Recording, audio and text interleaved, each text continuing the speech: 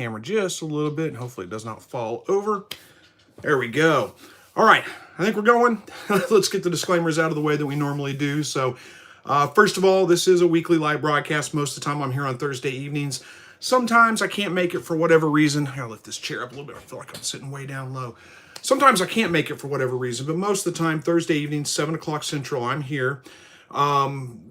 Just the only thing, we don't have a topic planned out, so this is just kind of an Ask Me Anything session. The only thing I ask is keep it family friendly, be polite, don't be rude with anybody, but you guys can pretty much ask me just about anything you want to ask. If you do start, if you get it, don't get political on us, none of those kinds of things. We don't need any of that. That just causes hate and things like that. So, all right, let's get into it. All right, good evening to you, Charles and Josh. Hello. Johnny Be Good says, hey, Josh, tell your boss lady I will call her about it. Okay, I'm going to let you guys talk about that. Josh says, Chris, big fan, first live broadcast. Well, thanks. Thanks for joining. Welcome. And says, first live broadcast I've been able to catch, posted pics of my rabbits in a MeWe group. Breeders in the group said my buck was an American Sable. Know anything about that type of rabbit? Not much, really. I've never had experience with American Sables. So, I don't know that I can answer any questions about them necessarily. And let's see, he goes on to say American Sable crossed with a Champagne d'Argent. I don't know how to pronounce that word, but to be precise, he's a big boy, very solid. Nice. No, I don't know a whole lot about him. I mean, they make decent rabbits. I just don't know much about them. Oh, hang on a second. I got to plug in, make sure I charge or my phone will die while I'm, there we go. How are we doing? All right, I think we're good. All right, so where was I with that? Lee says, we're our first-time quail growers, and we are, I think maybe we are is what that's supposed to be. First-time quail growers, and we picked up quail from a lady.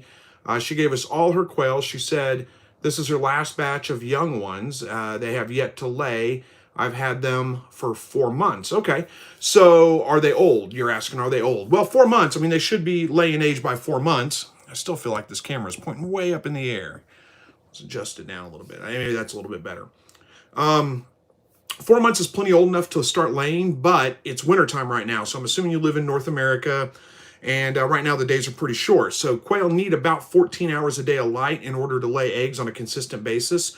So unless you have some kind of supplemental lighting where you're extending the daylight for them, then they're not going to start laying until summertime, until the days start getting a little bit longer, and then they'll start laying eggs again. It's really all dependent on how much light they get. And so there's nothing wrong with your birds. It's just, my guess is that they're just, you're not getting enough light right now. So just hang in there.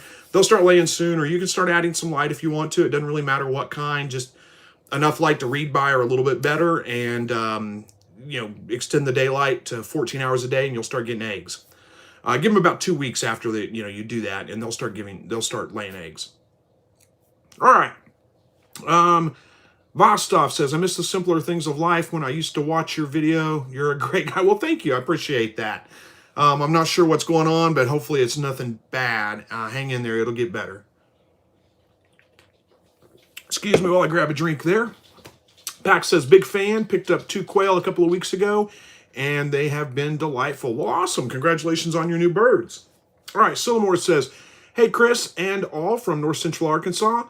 Y'all hit the thumbs up for Chris. Well, thank you so much, Sillamore. I appreciate that. Chris, good evening from Arkansas. Look, we got 2 people from Arkansas here. I'm not terribly far from Arkansas, honestly.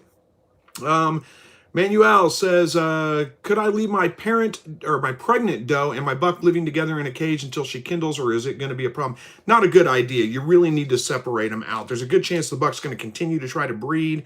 The doe's probably going to get fed up with that. She could, turn territorial on him. They've even been known to castrate bucks and things like that. So it's really best if you do remove them or separate them apart, only bring them together whenever it's time to breed. Hopefully that works out for you. I know it's sometimes easier just to leave them together, but it's really not a good idea. All right. Hey, MB says, hope everybody is doing well. It's absolutely freezing here. Temp is in the teens and the 20s with tons of wind. Quail are doing just fine. Best wishes from Big Mike and the family from Long Island. Thanks, Big Mike. I appreciate that. Yeah, it's cold here too. Well, it's not as cold today. It got up to like 40, but It has been down in the 20s the last couple of days. We had snow yesterday. Not a lot, but a little bit of snow yesterday. And now it's back up to the 40s. What do you know? All right. Triab King says, is it okay if I hatch quail at 95 degrees? You're talking about like 95 degrees is your incubator temperature? That's not really good. You need it to be about 100 degrees. If it's a forced air incubator, 99 degrees. If it's a still air incubator, 101 degrees Fahrenheit. 95 degrees is going to result in really poor hatch rates and probably a lot of problems with your birds. They're going to hatch out late. Maybe splayed legs, deformities, those kinds of things. You really need to make sure that you keep that incubator temperature at, 99.5 if you're using a forced air incubator. All right, Christopher Stone says, Chris, long time no talk. Ever consider raising bees?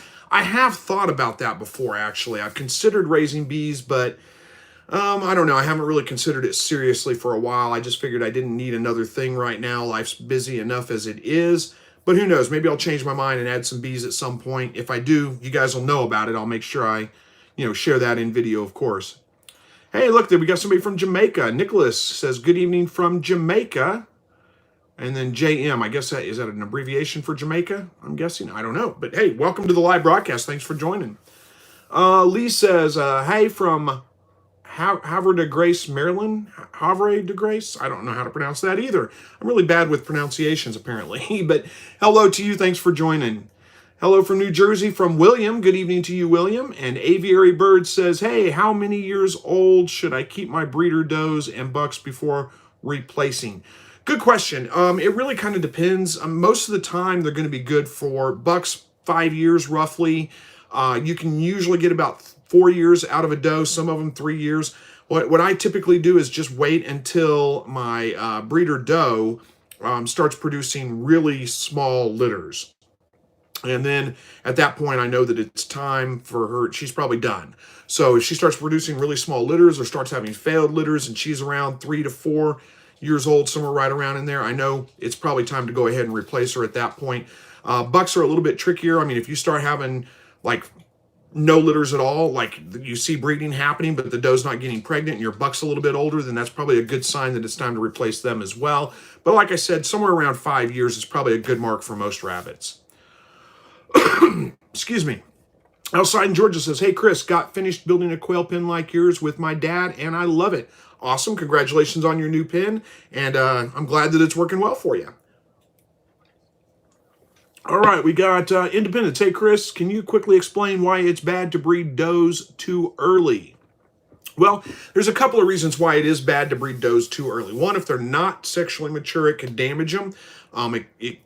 It's, I don't know how to explain this without being vulgar, so I'm going to do my best. It's just, they're not developed fully yet, so you don't want to try to breed them early. It could be bad for them. It could damage them and do internal damage to them. The other reason is, just the fact of having babies before they're ready to have babies could be damaging to their health as well. And really, it could stunt them so that they don't have large litters in the future. They don't have, or they can't get pregnant again, those kinds of things. So that's really the biggest issues about why you don't want to breed a doe too early. You really want to wait till at least 6 months for most rabbits, unless they're like Flemish Giants or something like that. And those are closer to 8 months or 9 months before you want to breed them. All right. Letty says, hello from Texas. Love your information. Well, thank you. And thanks for joining. Timothy says, why are my Coturnix quail laying eggs now? Why are they laying eggs now? I'm not sure. Maybe you're saying, why aren't they laying? Hey, look at that. Lars is here. A 209 Danish crown super chat. Thank you so much, Lars. I appreciate that. You're so kind and so generous. He comes in here and just gives me a super chat and never asks for anything. So I appreciate that, Lars. Thank you. So Timothy, you were saying, why are my Coturnix quail laying eggs right now? I'm not sure if you're asking that question. If you're saying, why aren't they laying eggs right now? Because if that's the case, then it probably goes back to light. I already kind of explained that once, that 14 hours a day, they need 14 hours a day of light in order to lay on a regular basis. So, if your days are shorter than 14 hours a day, you have to add supplemental light to get them to lay. As far as if you are laying right now and you're wondering why, well, they're quail. I mean, that's what they do. When they have enough light and have the right conditions, they lay eggs. Anyway, Carrie says, got rid of all my quail, too small and and ate constantly. LOL, now looking for doves. Okay, well, hey, there's nothing wrong with that. They're not for everybody. I agree. They're not incredibly big birds. I do like them. I like to eat them. I like the flavor. I like, and again, they're not great big. So I understand if, if it's something that you're not wanting to do.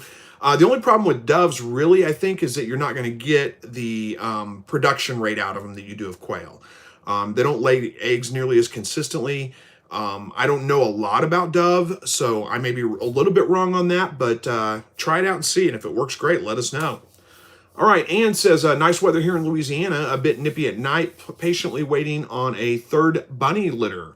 Yeah, Louisiana, I'm sure, is not bad at all this time of year. When I lived in deep East Texas, it never really got all that cold. It got cold to everybody there, but to me, it wasn't that cold at all. It's been pretty chilly here, pretty cold, down below freezing most nights. And then, during the days, it actually hasn't been a bad winter compared to what we normally get. I don't think we've had a day in the single digits yet.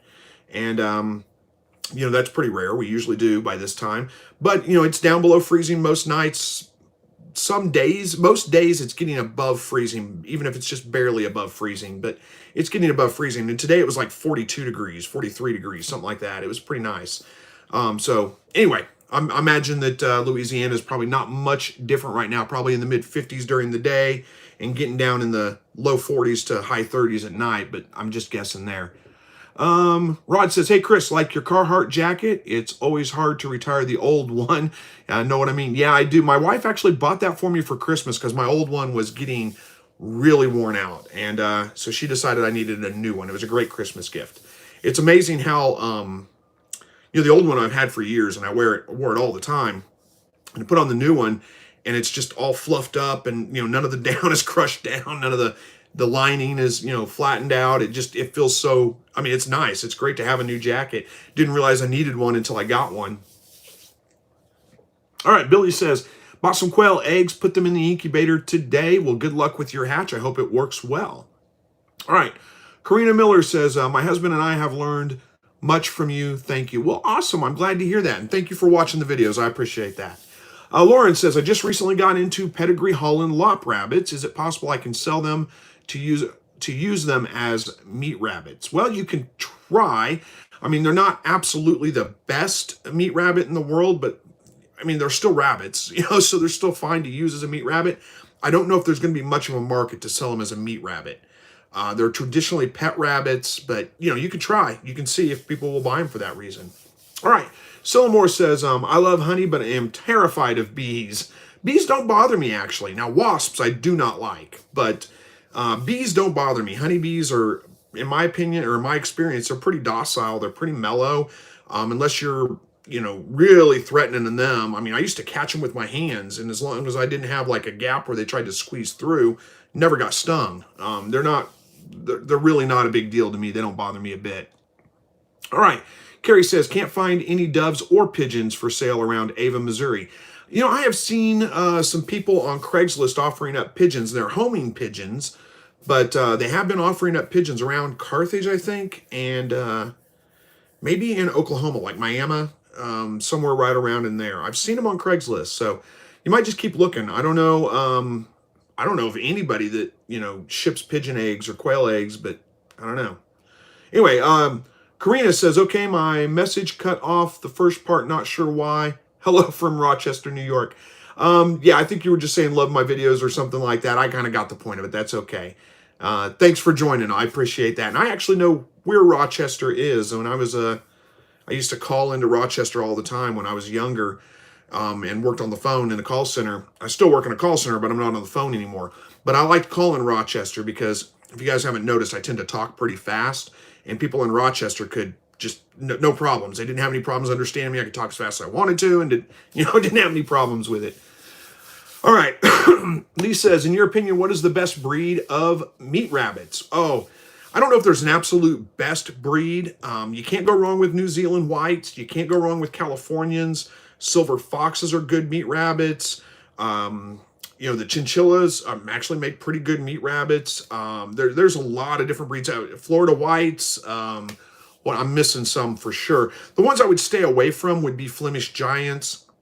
In my experience, Flemish giants, their bone to meat ratio is not good, so you don't get as much meat off them as you would think, even though they're a really big rabbit, and it takes a very long time for them to grow out. So I think you're probably better off with, like I said, a New Zealand white or a silver fox or a California or something like that. If you get good genetics, you should be able to get babies up to 5 pounds butcher weight by 8 weeks old. And when I had Flemish Giant, I didn't ever had a purebred Flemish Giant, but I've had Flemish Giant mix rabbits, and it always took them 12, 13, 14 weeks to get up to that weight. And again, there wasn't as much meat as there is on, a silver fox or a New Zealand white or something like that. So hopefully that answers that for you, gives you some ideas. Dan says, hello from Virginia. Curious if I need to keep jumbo quail separate from standard quail. No, I mean, if it depends on what you're looking for. If you want to keep your bloodlines pure, like getting jumbo quail, and you want bigger birds, then yeah, I'd keep them separate. But they will interbreed, no problem. There's no other reason you would need to keep them separate. I personally have switched over to jumbo quail a long time ago, and I wouldn't want to mix in my standard quail. I don't have any more anyway, but I wouldn't want to mix standard quail in with them, because then what you're going to end up with is smaller birds over time. They're going to end up being probably more along the lines of a standard bird instead of a jumbo bird. That's just my opinion on it.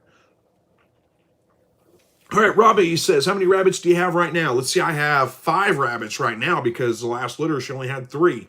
It's about time to replace my breeder doe, I believe. So I'm kind of on the lookout for some rabbits. Not a big hurry, but am on the lookout for some new breeder rabbits. We'll see if I get those sometime soon. Joshua says, hit the like button. Thank you, Joshua. I appreciate that. Nicholas says, your video helped me so much today with a first-time mom who didn't pull any fur. Well, thank you for watching. I'm glad that you found that video, and I'm glad that you found it helpful. It's always a little bit nerve-wracking whenever a first-time mom doesn't, first-time moms in general are kind of nerve-wracking. But anyway, good. I'm glad you found them helpful. I hope the babies are doing fine. Christopher, we're getting 2 hives this year. First-timers for bees. We're excited. Yeah, I've heard bees is a pretty expensive hobby to get into. I haven't done it myself, but I've wanted to. I've thought about it for sure. Who knows? Again, maybe I will. All right. Nick says, hey, Chris, tuning in here from Evans, Colorado. Awesome. Hope you're doing well. I have 59 eggs that are going to hit lockdown tomorrow night. It's my first time hatching eggs, so there's an emoji there. Cross my fingers. There it is. For a successful hatch. I had a hard time seeing that. Well, good luck with your hatch. I hope it works out well. Brittany also says good luck to you, Nick. Good day to you, Nick. Good to see you. Carrie says, okay, thanks. I'll check Carthage. Yeah. Again, I saw them on Craigslist, so you just might look on Craigslist and look for, look in the Joplin area Craigslist and look for pigeons or whatever. You might be able to find them. Gabriel says, great channel. Thanks for all the info. Well, thank you. I appreciate that. Brittany says, hey, Chris, are you planning on doing meat birds again this year? Also, do you ever grow out rabbits in your tractor? Have a great night. I don't ever put the rabbits in the tractor. I guess there's no reason not to. What I would have to do with the tractor, I'm afraid, is probably put wire on the bottom of it. Right now, it's not. It's just, there's no floor on it. It's just the ground. But rabbits would dig out of that. So, but I don't see any reason why not to put grow out rabbits in a tractor like that. You could definitely do it. Yes, I do plan on doing meat birds again this year. I've got to look around and see where to order them from and get them ordered in. Haven't done that yet, but yeah, we plan on doing some meat birds this year. All right, Nick says, good day, Chris. Greetings from Australia, mate. Love your, oh, look at that. There's another super chat. A $10 super chat from Dan says, thank you. You're absolutely welcome, Dan. Thank you for the super chat. I appreciate that. All right, where we at? Nick, good day from Australia. Love your videos. They've been really insightful and helpful. Started producing my own quail this year at the start of COVID, and God bless, brother. Well, thank you so much. Australia is one of those places I've always wanted to visit. Just never had an opportunity to do that. But thanks for watching the videos. I'm glad you're finding them helpful, and I'm glad to hear that your quail are doing well. I know there's a guy in Australia, and Australia is a big place, so that doesn't mean you live anywhere near him or know him, that does a lot of quail. What is it?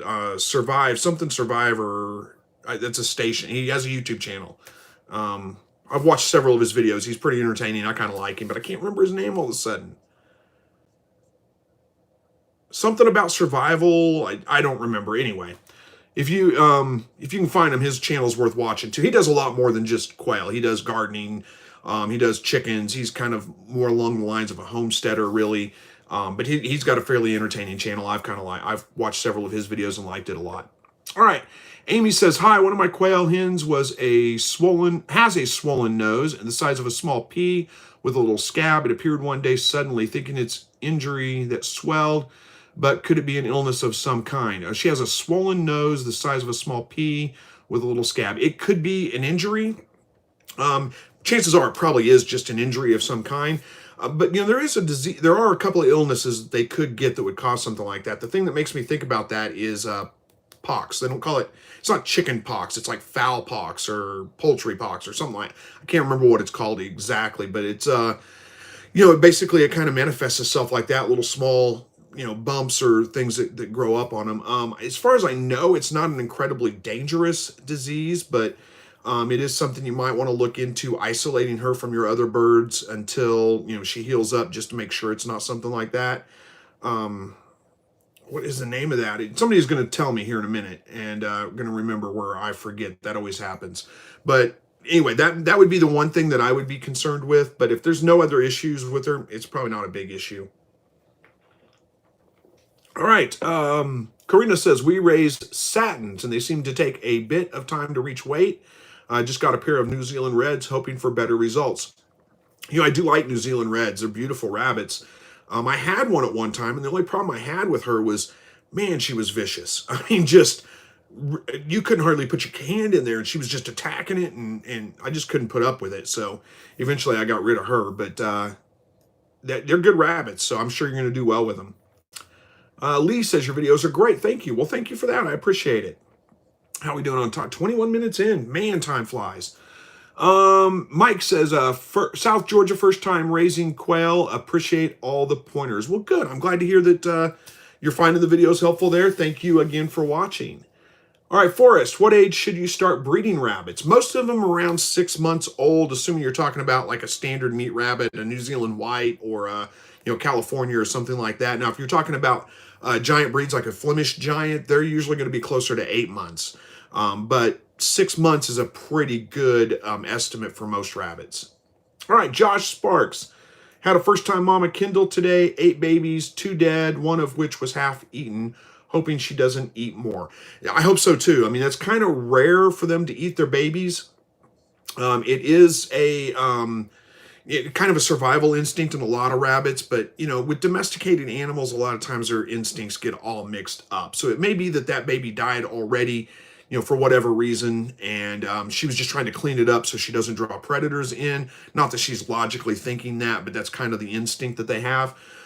Chances are she's probably going to be fine with the rest of them. She's probably not going to have any problems at all. I just did a video a week or two ago kind of about like failed litters and those kinds of things, and it really kind of applies. If she does end up killing the other babies or eating him or something like that, and she's a first-time mom, give her another chance. But if it's a continuing issue, if it happens again on the next litter, I would seriously consider buying a new rabbit and replacing her, because that's just a bad mothering trait, and it's not something that you want in your rabbit. But again, first-time mom, give her a chance. Their first times are always a little bit strange. All right. Karina says, also on day 12 of incubating jumbos from my shire, looking forward to our second hatching. Great. I'm sure you're going to get some great results from that. My shire is a great supplier. So good luck with that. I hope it works really well. All right.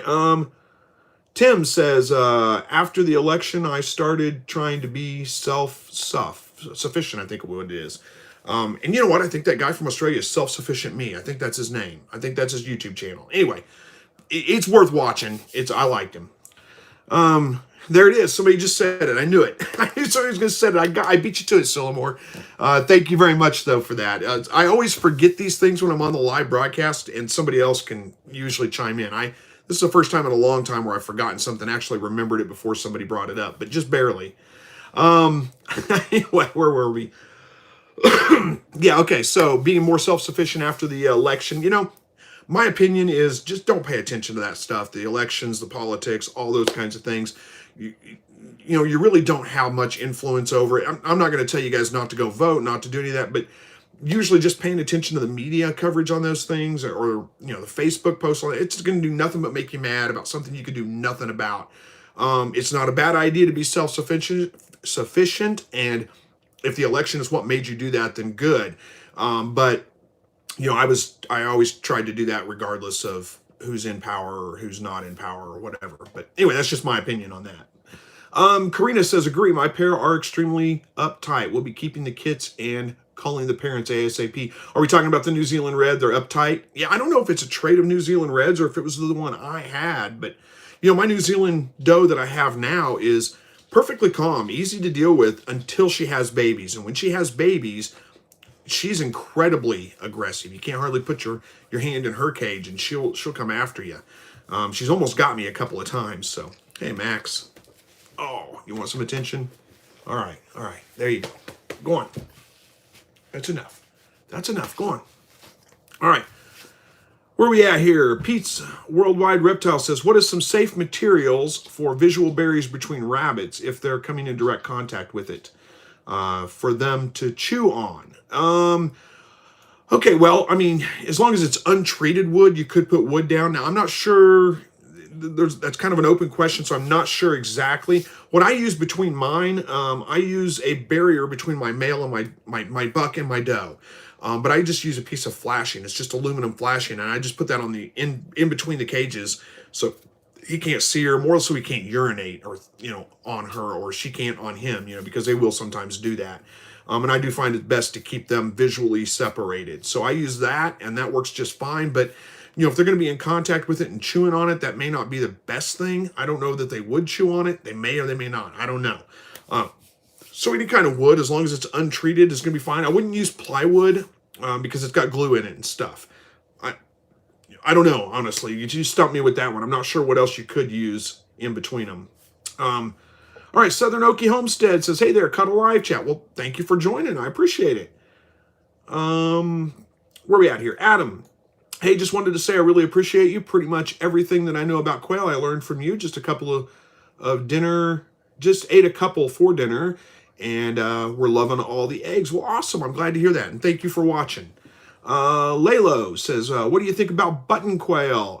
Well, if you're wanting to raise them for like meat and eggs, they're not a good choice. If you just want like pet quail and you like them, then why not? Go for it. Me personally, they're not my taste because, again, they're not a good choice for meat and eggs. First of all, they're just way too small. They're not nearly as productive as Coternyx. They are cool-looking little birds, though, and if you just want some cool-looking little birds, then go for it.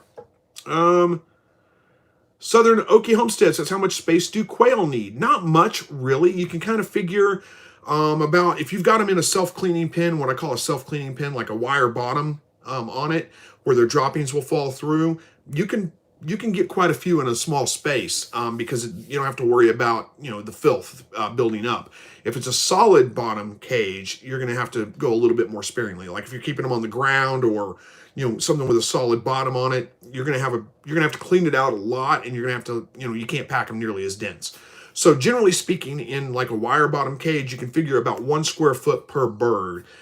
Is about the recommendation. Now, I typically don't keep quite that. I mean, I get up to those numbers sometimes while I've got grow outs in there, but I don't typically keep them quite that dense. Usually my breeders are, I don't know, I've got a, I think it's 6x3, so it's like an 18-foot cage, 18 square feet, and I've got like, I don't know, maybe a dozen birds in there. And with that being said, when I'm doing grow outs, sometimes I'll have 30 or 40 in there for a short amount of time. But I don't keep them packed that dense for all the time. So hopefully that kind of makes sense. I know I'm giving you a lot of different answers here, but if you're keeping them like on the ground or a solid bottom cage, then you're probably going to want to go more somewhere around 2 or 3 square foot per bird. And that's just because they produce a lot of waste, and you don't want them walking in that all the time. So hopefully that makes sense. All right. Pete's World says, do you have to rest chicken meat like you have to rabbit? You don't have to rest the meat at all. It's best practice to do that. But yes, chickens, rabbits, any animal really is going to do best if you rest the meat until the rigor mortis passes once you process it. But again, it's not a have to do anything. There's no health risk or anything like that. It's just the meat is better quality if you allow it to rest. All right. Pete's World says, why don't you use chicken tractors? I find it easier to keep them in cages, but that's just me. Bob says, To distinguish them, I plan on banding the new generation second batch of quail that I will be placing in the same hutch with generation 1. What is the best type and size of band for jumbo quail? I don't honestly know. I know they make bands for pigeons, so that might work out pretty well for the quail. I've never banded my quail, though. I've never found it. I just don't worry about it. I just throw my baby birds in there with my adult birds, and I watch them as they grow up. And I can usually tell which ones are the older birds and which ones are the younger birds. And if I figure if I get them mixed up and I don't know, and maybe I grabbed an older bird instead of a younger bird to process, who cares? It's not a big deal to me. So I don't really worry about it too much. I just kind of go with it. But if you're wanting to band them, I don't see any reason why you shouldn't. I like I said, I think maybe look online for some pigeon bands. I think those would probably work. There, Marie Scott's got she's got a suggestion. Leg bands 7mm or 6mm. Thank you for that, Marie. I appreciate it. All right, let me grab a drink here.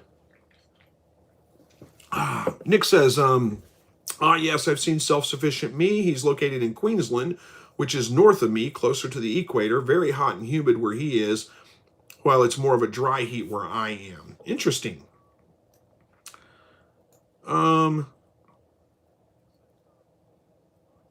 Okay, Emily says, I have heard that if you have them on the ground, the rabbits get diseases from wild rabbits. Well, they can. I mean, it's a possibility. It's not a guarantee. Any animal that's in contact with the ground is going to be at a higher risk of getting diseases, and I wouldn't worry about diseases too much. What I'd worry more about is parasites. Worms, probably roundworms. Those would probably be your biggest concern. Now, if it's a grow-out rabbit, it's not a big deal. You're going to be processing the rabbit anyway, so it's no big deal. They're only going to be there for a short amount of time. As far as how big of a risk that is, it probably depends on your area, honestly. I don't know how big of an issue it is. Some areas are going to probably be more prone to it than others. I do know that, in my area anyway, if I don't give my dog like a regular monthly pill to keep him from getting worms, he gets worms. That's just how it goes. So I think, I don't know. I would think it would be the same with rabbits, but I haven't really tried it, so I don't know. All right. Nick says, I have trouble keeping my quail cool in the summer. It can easily get above 40 degrees Celsius. I took your advice on using a misting system. If you're in a dry climate, a misting system works really, really well. I got to look this up because I am a stupid American and I don't use the, I don't guess, is that metric? I don't know. Anyway, so that's 104 degrees Fahrenheit. Yeah, that's pretty warm. So yeah, if you are in a dry heat though, oh, hang on, I just got a text from somebody. I hope it wasn't. Hang on, guys, just give me a second here. Make sure it's not important. It's not right now. It's not. It could wait. All right. If you haven't figured out, I use my phone to broadcast these live videos. So sometimes texts or phone calls come in and it interrupts us. But anyway. Where were we at here? Yeah, if you're in a dry climate, a misting system can work really, really well. It does not work where I'm at because our summers are just too humid and it doesn't evaporate fast enough. So it doesn't really provide any kind of cooling benefit for them. Now, if you are going to use a misting system, you don't want to mist the birds directly. You want to mist the hutch area itself. So you can try that out and see how that works. Apparently it's working well for you, Nick, so I'm glad to hear that. The biggest suggestion I have is keep them in the shade. Not just the shade of their hutch, but keep them in the shade, like under a tree or something like that, to where their hutch itself is shaded, and that will make a big difference. You can also add, some small fans or something like that to circulate air through the hutch, and that can help with that too. All right. Jeff says, what's everyone from Thibodaux, Louisiana? Good to see you. Oh, I knew that one actually. Oh, I got it wrong, didn't I? Did I? I don't know if I said it right or not. I thought I knew it. Maybe I didn't. Good evening to you, Gary. Emily says, my rabbits are in the garage, so no ground contact. Well, there you go. That works out well. Hello to you, United Rabbitry. It's Thibodaux, not Thibodaux. I got it wrong. All right. Karina says, Emily, we also keep ours in the garage to keep fox and coyotes away, and the same with the quail. I had rabbits in my garage for a little while. I had them in stacking cages there, and it was all right. It worked out pretty well. My wife just got home from work, and the dog is excited. I've mentioned this before probably, but, sorry, I'm getting a little sidetracked here, but I think we got time for a quick story. You see those commercials, those tug on your heartstring videos, the commercials or videos or whatever, where, the person's come home from the army and they've been gone for, months or years or whatever, and they get reunited with their dog, and their dog's all so excited, and everybody's like, oh, isn't that sweet? Well, my dog acts like that every day when I come home from work. I mean, it doesn't matter. I can be gone for an hour and come home, and my dog's super excited to see me, so I don't always find those kind of funny. But anyway, not to take away from them. I'm glad that they're getting reunited with their dog and all those kinds of things, but I don't know. I don't know where I was going with that. All right. United Rabbity wants to know, or United Rabbitry wants to know, how is everyone? I'm doing well. Hopefully you guys are too.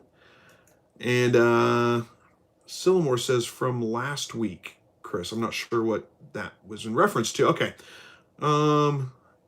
Oh, I did have rabbits in my garage once. This is from United Rabbit. Mine are in the garage and the house.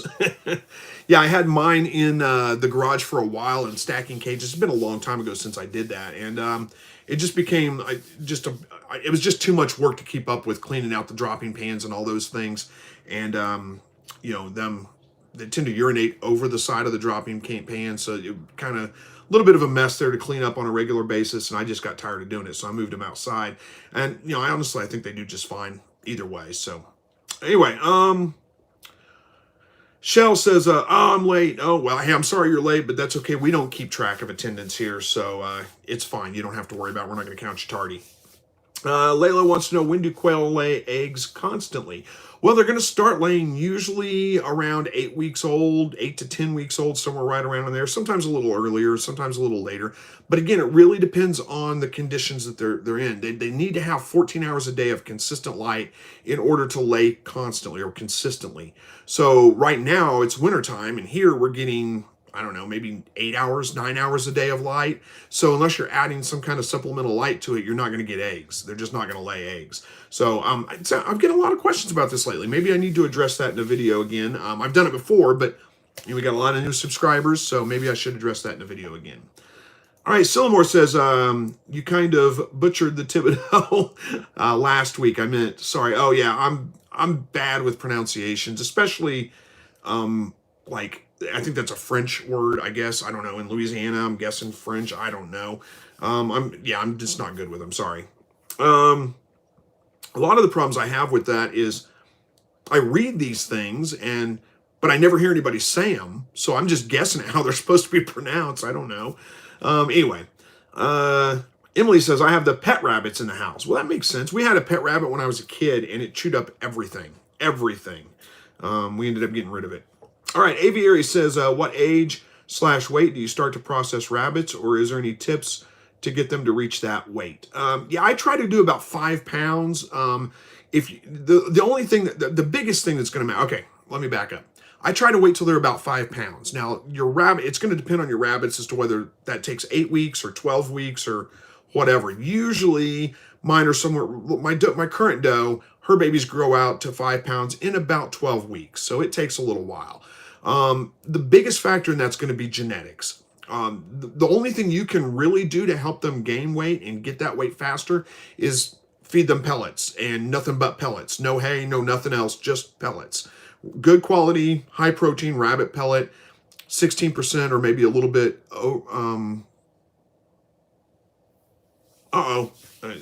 Sorry, got another text from somebody else. So just a good quality, 16 to 19% rabbit pellet, 19% protein. That's going to give them the maximum weight gain that they can get. But again, it's going to depend a lot on genetics, on what the genetics are of your rabbits, your mother, your doe, and your buck, as to whether that takes 8 weeks or 12 weeks to get to. All right, hopefully I got that. Shell Bell says, oh, sorry, I'm getting distracted by texts coming in. All right, Shell, how are we doing on time? 20 minutes, good. 20 minutes to go. Shell Bell says, I have a male quail whose undercarriage is looking dirty and his feathers look all matted, plus he keeps covering himself in water, seemingly on purpose. Any thoughts? Oh, there are a couple of issues that can happen, like the loose stools and things like that, a diarrhea. That could be a sign of some kind of illness or something like that, or even worms or something, but probably isn't. It's probably just a filthy quail for whatever reason, and he keeps getting in the water. So one thing I would suggest, if you're watering in like a bowl or a crock or something like that, switch over to like a Tupperware style container with a lid on it. And it doesn't have to be Tupperware, get the cheap kind, but a Tupperware style container with a lid on it, and just cut a couple of holes in the side for them to stick their heads through to get a drink of water. Same thing I use for my feeders, basically. And that's going to keep them from getting in it. My quail are notoriously bad about getting in the water whenever you have like open containers. It's almost like they just don't realize it's there, and they just jump in there or whatever. So anyway, that I wouldn't worry about it too much. Clean him up the best you can, cover your water, like that, so he can't get in and out of it, and see how he's doing after that. All right. It's fine that I mispronounced things. Says Sillamore says it's fine. We all still love you. Oh, I thank you. I appreciate that. Pete's World wants to know: are you doing chickens again next year? Well, this year, I think you mean. Yeah, that is the plan, to do another run of Cornish cross chickens. It's really easy. It's super easy to do, and you get 25, 30 chickens out of it. So it's worth it, in my opinion. All right. Jason says, we have mountain cur, and he acts like I've been gone to war if I just go to my car quick. Yeah. Dogs are like that. They really get attached to you. And like I said, he gets super excited if I'm gone for just 15, 20 minutes and come back. He's all happy to see me again and crying at the door. Usually, I'm surprised he didn't hear the garage door open when my wife came home, because usually when the garage door opens, he's at the back door just crying and crying and crying. Can't wait to get out there. But anyway, Joshua says, moved 6 3-week-old birds out to the main hutch, and the adult birds shunned them immediately. One of the younger birds was trampled due to the cold, I think. Any advice on introducing young birds? Interesting. I've never had a problem with that. I move 3-week-old birds in with my adult birds all the time, and it seems like no problems ever. Every once in a while I've lost one, but only when I've added like 30 of them, at a time. And I think you're right. I think they're getting trampled because they're kind of crowding together, but I've never had a problem. The adults just kind of ignore them. Don't seem to pay attention to them. So, maybe they were just a little overcrowded, or maybe, like you said, it was too cold for them and they weren't quite ready. So they were huddling together. I've lost baby birds with or without adults in there when it's a little too cold, and they huddle together, and they end up, usually the one or two in the middle, get trampled and get squished, and end up losing them that way. That's my only thought on that. But Owen, good to see you. I'm doing well, thank you. Hopefully you are too. All right, Pete's World says, why isn't my rabbit eating? The 2 other rabbits are eating the same stuff just fine. Who knows? That's a good question. Do they have plenty of water? If a rabbit doesn't have water, they won't eat. Where am I? Am I missing something? So we got 2 people asking why their rabbits are not eating. Interesting. Okay, so a couple things. There could be an illness of some kind that's causing them to not want to eat. Some of those things make me think like bloat, or really any kind of number of illnesses. If they're acting lethargic and not acting right, as well as not eating, the first thing I would do is remove them, get them as far away from your other rabbits as you can, because if it is an illness, you don't want to pass that on to your other rabbits. The other thing is water. If they don't have water, they're not going to eat. So make sure they have access to fresh water. Those are the 2 big things that I can think of right there. And if it's an illness, there's so many different illnesses. Who knows what it could be? You might check their mouth, make sure there's not like a tooth infection or something like that going on. Those are the only things I can kind of come up with right now. Sillamore says, my dog howls like crazy if I go outside. Well, mine does too, but that's mostly because he wants to go outside with me. He thinks I'm going to let him out and go chase something. Brittany says, have you ever fed a kit formula if rejected from the mother? Would like to have a backup plan. No, I've never had a problem with the mother rejecting the kits. If they do, then I usually don't find out about it until the kit has died. But it's never really been a problem for me. I've had rabbits that have lost some kits, but never like a full litter. It's just never been an issue. So I've never had to do it myself. What I can tell you, I've had experience trying to hand feed rabbits before. It's incredibly hard to do. They don't usually take to it very well. They tend to stress pretty easily. And, domestic rabbits are a little bit easier, I guess, than wild rabbits, but if you do have to end up feeding them with a bottle, then you're going to look for like a goat milk replacement or a kitten milk replacement. Go to like a farm supply store and look for that. That's a good supplement to be able to feed your kit. The formula is what you're looking for, but it's never been an issue for me. It's incredibly rare for mother rabbits to abandon their young. Now, if you're new to it, you're going to think they're not paying any attention, because they aren't. They don't pay any attention to their babies most of the time. None. Most rabbits don't anyway. My current doe does. She jumps in the nest box every time I go to there, and she jumps out there and growls at me and stuff. But most rabbits don't. They don't pay any attention to their babies at all. They just go in and feed them once or twice a day, and that's it. And the rest of the time, they're not paying any attention to them. So it's going to look like, if you don't see them actually feeding, which you probably won't, they're probably waiting until no one's around to do it. It's going to look like that they're not taking care of them. But that doesn't mean they don't. So, it's just something to consider there. Anyway, hopefully that helps. And Carter says, my doe is drinking more than eating. Yeah, I'm not sure what exactly is going on there. It's interesting. It makes me think that there is some kind of illness or some kind of disease that they're dealing with. Check their stool and see if they've got diarrhea, issues with that. That could be the issue. Make sure the food's not moldy. That would be another thing. If it's got mold in it, that's going to be an issue. You don't want them eating that anyway. And again, if they're acting weird, like lethargic and not, moving around right or whatever, move them away from all your other rabbits. Check their mouth the best you can. Make sure they don't have an abscess like under the side of their chin or something like that. You should be able to see if they've got like an infection in their mouth. Underneath there, you'll see it'll swell up or something, so you should be able to tell. Those would be the only things I know to check. Where are we at here? Bethany says, I had a doe finally get a fall off on one of my does, or I had a buck. I don't know what I was thinking. Had a buck finally get a fall off on one of my does, and then no more fall offs on her after 30 more minutes together. Why might this be? Maybe he's a little overweight. Maybe it wore him out trying the first time. I don't know that that's a big issue, honestly. I've had bucks that have tried to breed a doe, and she's just maybe a little reluctant. But boy, he's excited, and he's trying, and then finally gets her to breed, and then he's just done. He's just worn out because he's been pursuing her for a very long time. But, one fall off is probably enough to consider her pregnant, so I would go ahead and consider her pregnant, plan on having babies in about 30 days. It's probably not a big issue. Chances are he'll get his confidence up. He'll get better at it as he goes. All right. Kasim says, hey, Chris, I was trying to breed my rabbits. The doe was lifting for him, but the buck wasn't interested in her. What do you think is the problem? It's the same thing we were just talking about, I guess, in a way. Most of the time, if a buck will not breed, if they're not interested in the doe, first of all, make sure it's a buck. Stranger things have happened. People, have thought that it was a buck and then found out it was a doe later. That would be one thing. But if it is for sure a buck, the biggest issue is usually they're overweight. That's usually the biggest issue.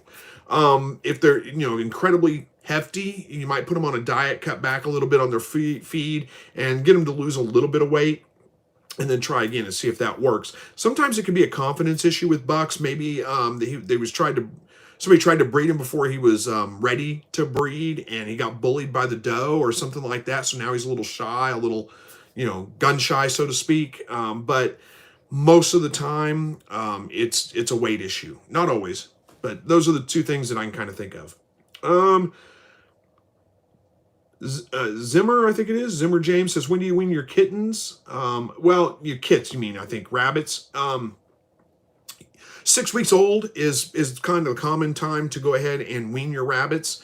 You don't want to wean them before that, because then you might end up with some kinds of like weaning enteritis and some problems like that.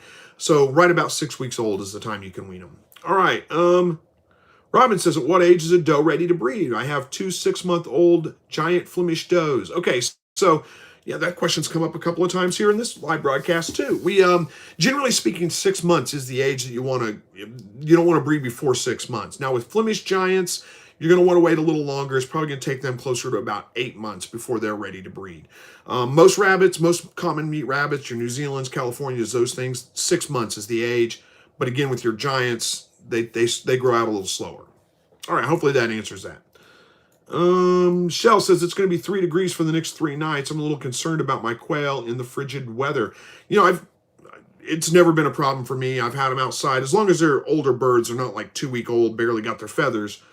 It was 3 degrees wasn't a problem. I've had them well below 0 and no problems. They do just fine. Make sure they're not in the wind. Give them a way to get out of the wind. They should be okay.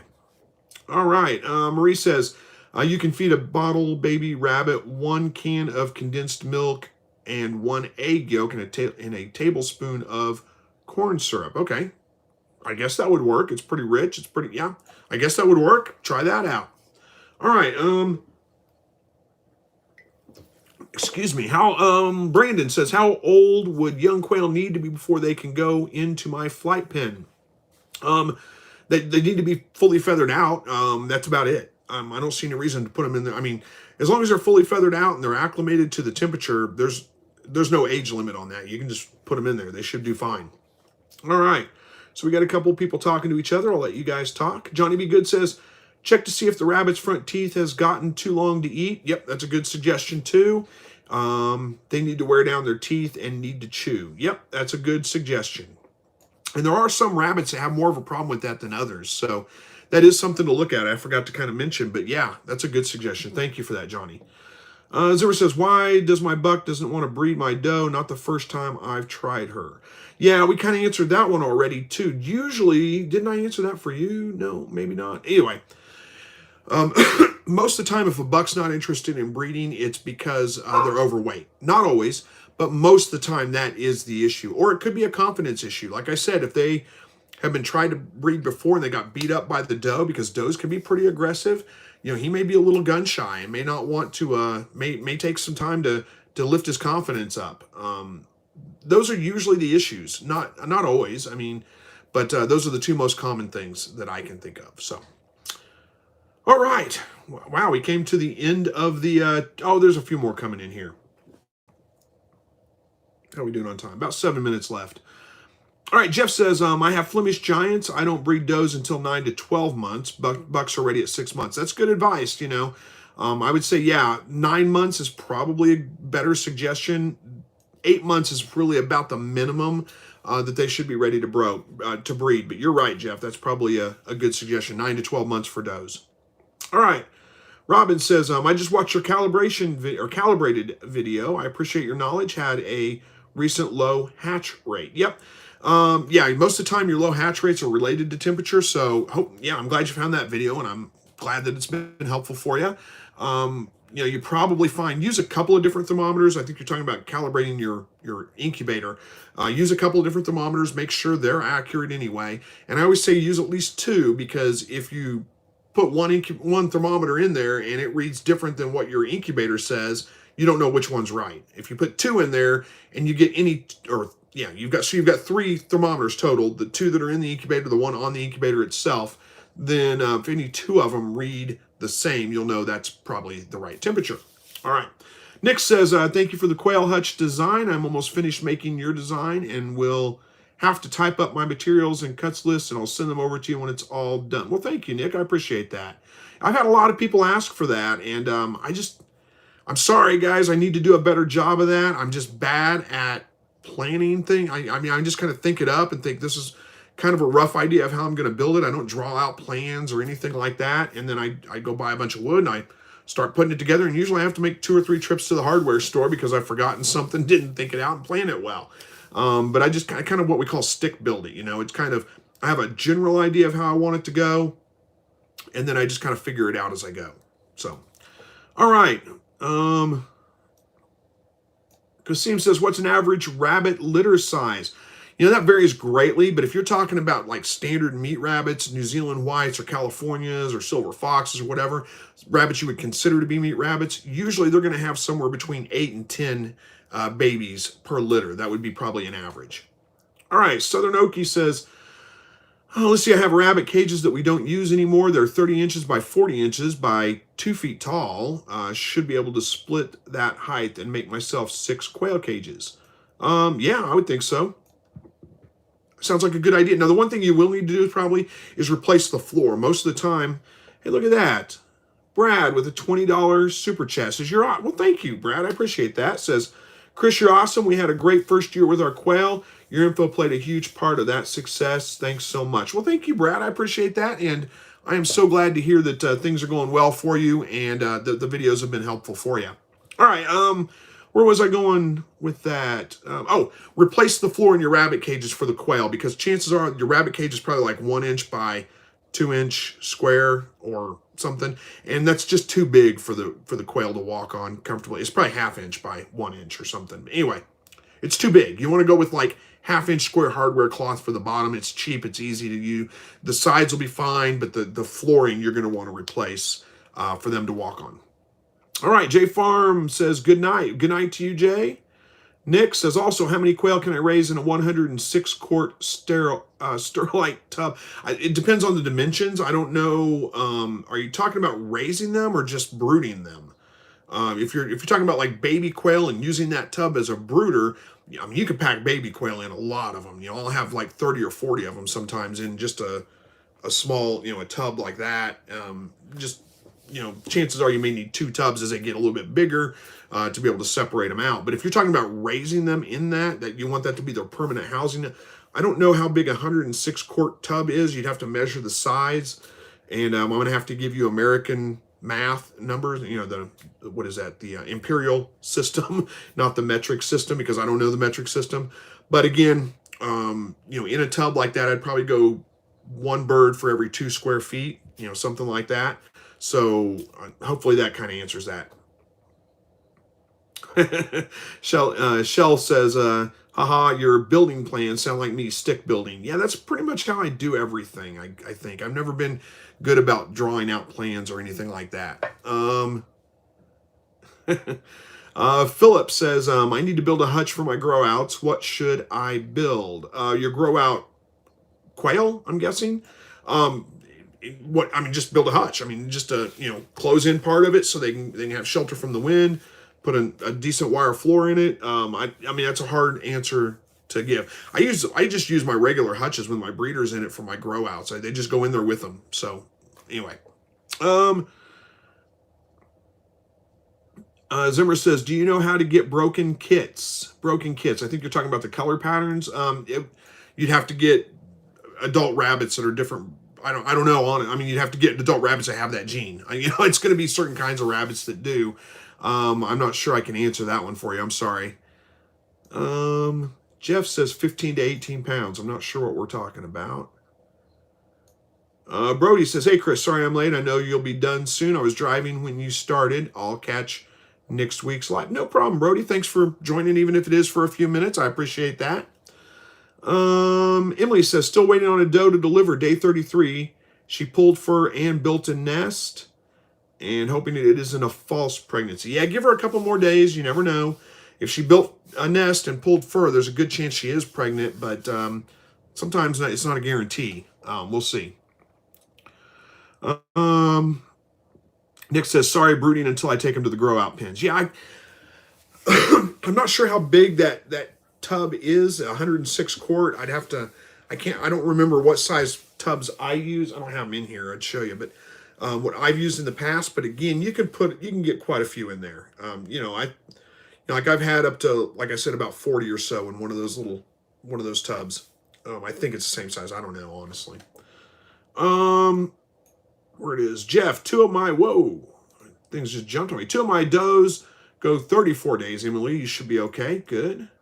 Oh, Philip wants to know about rabbits. Okay. If you're talking about a grow out pen for rabbits, it's just the same size cage I use for all my other rabbits. I have 4 cages and I only have 2 breeders.